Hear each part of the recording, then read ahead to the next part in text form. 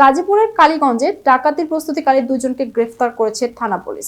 মঙ্গলবার 25 আগস্ট রাত প্রায় 3টার দিকে নগরী ইউনিয়নের পূর্বাচল 15 নম্বর সেক্টরের 56 নম্বর সড়কে অভিযান চালিয়ে তাদের গ্রেফতার করা হয়।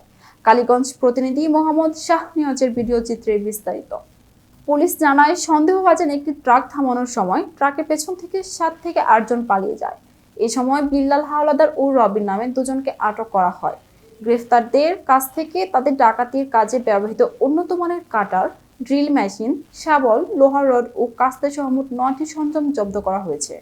কালীগঞ্জ থানার ভারপ্রাপ্ত কর্মকর্তা মোহাম্মদ জাকির হোসেন জানান, গ্রেফতার দুজনকে জিজ্ঞাসাবাদের শেষে আদালতে পাঠানো হয়েছে।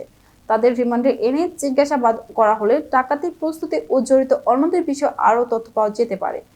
এই ঘটনায় পলাতক ব্যক্তিদের শনাক্ত ও গ্রেফতারকৃত পুলিশের অভিযান অব্যাহত রয়েছে।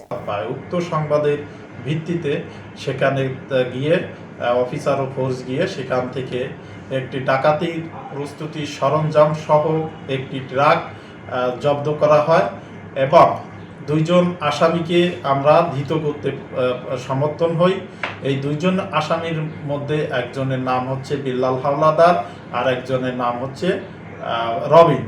এদের কাছে উলুখুলা ক্যাম্পের এসআই ফাইজুর রহমান ও এসআই মামুনুর রশিদ সহ সঙ্গীয় ফোর্স সহ ঘটনা ডাকাতি প্রস্তুতকালে সেখান থেকে একটি নাম্বারবিহীন ট্রাক সহ ডাকাতির কাজে ব্যবহৃত বিভিন্ন সরঞ্জাম উদ্ধার করা হয়। সেখান থেকে দেখা যায় যে এখানে যারা দুইজন ব্যক্তিকে আমরা আটক করতে সমর্থন হই। এই দুইজন ব্যক্তির একজনের বাড়ি হচ্ছে বরগুনা জেলায় এবং অপরজনের বাড়ি হচ্ছে পটুয়াখালী।